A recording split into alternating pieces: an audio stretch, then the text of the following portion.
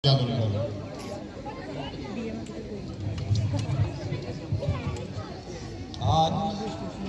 स्थापना दिवस के इस अवसर पर बागनाथ की धरती पर और नुमाइशगंज के मैदान में जितने भी हमारे बंधुवर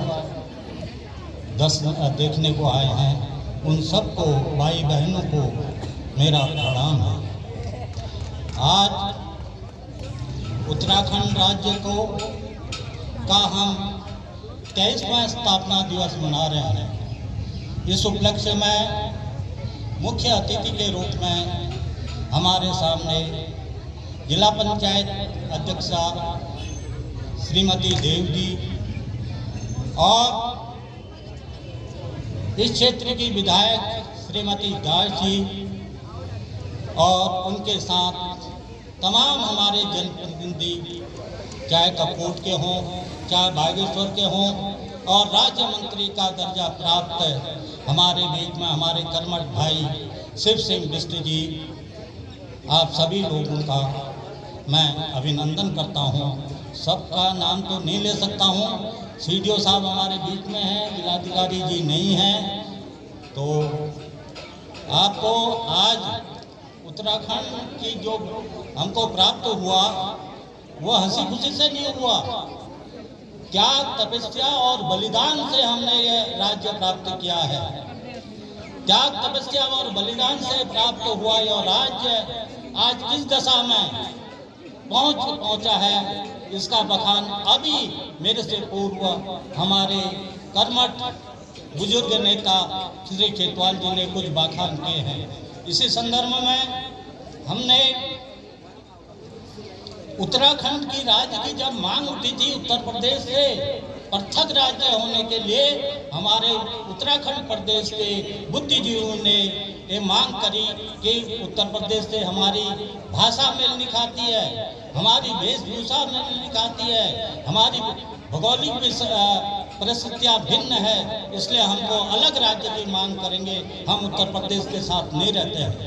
दशकों हमारा आंदोलन चलते रहा, निरंतर चलते रहा, और उसी संदर्भ में 1992-93 में इसी बागनाथ की भूमि त्रिवेणी से उत्तराखंड क्रांति दल के द्वारा उत्तराखंड राज्य का ब्लूप्रिंट भी पेश किया गया। माननीय हमारे बीच में आज डीडी पंत जी ने रहे, कुमाऊं यूनिवर्सिटी के चांसलर, उनके उत्तराखंड प्रदेश लगातार आंदोलित रहा। इस लड़ाई में लड़ी गई आंदोलनकारी हमारे बीच के कई शहीद हुए, जिसमें 40 हमारे पुरुष आंदोलनकारी थे और 2 आंदोलनकारी हमारी महिला बहन थी, वो भी आंदोलनकारी में शहीद हुए। आज इस स्वतंत्रता स्थापना दिवस के अवसर पर मैं इस मंच से उन शहीद हुए आंदोलनकारियों को श्रद्धांजलि अर्पित करता हूं और सस्नेह उनको प्रणाम भी करता हूं। इसी बीच में हमारे जो बागेश्वर जनपद के कुछ आंदोलनकारी हमारे बीच में आज स्वर्गीय हो चुके हैं, उनको भी मैं श्रद्धांजलि देता हूं। आंदोलनकारियों का जो सपना था आज सपना ही बना है।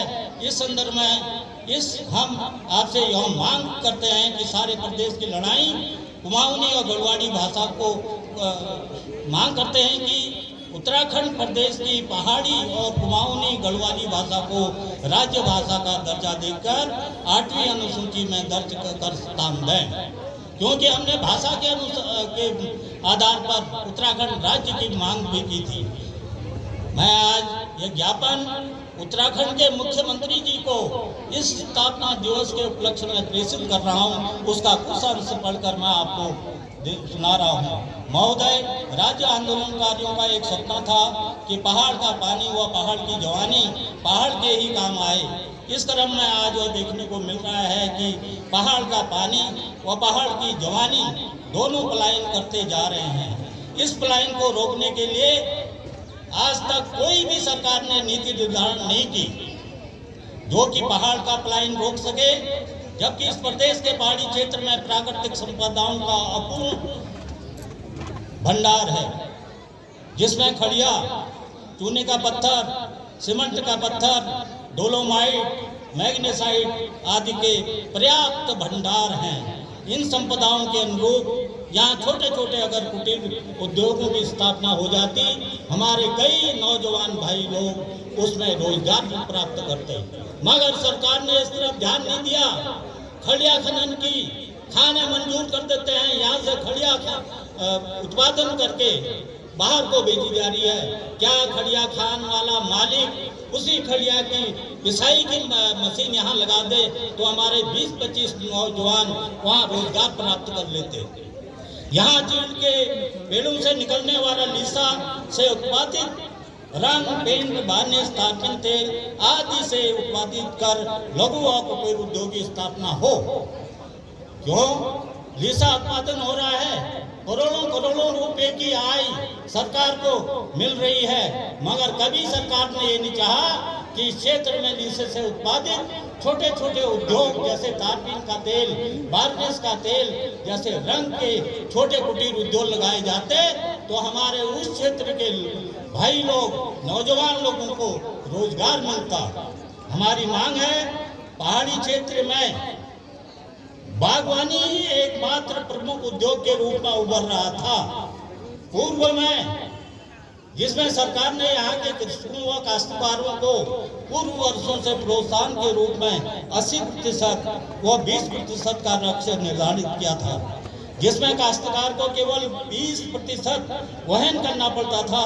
मगर आज वर्तमान में सरकार ने इस लक्ष्य को घटाकर 60 व 40% का लक्ष्य कर दिया है, यानी कि 60% बागवानी में आपको सरकार देगी और 40% आपको लगाना पड़ेगा, जिससे यहाँ के काश्तकारों का बागवानी लगाने में भी कुठाराघात सरकार के द्वारा किया जा रहा है। मैं अनुरोध करूँगा यहाँ के विधायकों से, विधायक जी वसंत दास जी से और कपकोट के विधायक से अनुरोध करूंगा, साथ ही जिला पंचायत की अध्यक्षा श्रीमती देव जी से अनुरोध करूंगा कि बागवानी में बिल्कुल सरकार को प्रस्ताव दें। अनुरोध करूंगा शिव सिंह बिष्ट जी से कि बागवानी में यहाँ के छोटे छोटे कृषकों के साथ यह कठोराघात हो रहा है, पूर्व की तरह 80 और 20% का लक्ष्य मानकर बागवानी में प्रोत्साहन करें। अतः पूर्व वर्षों की भांति 80% के छूट का प्रावधान बागवानी में दिया जाए ताकि यहाँ के लघु कृषक इसका लाभ ले सकें।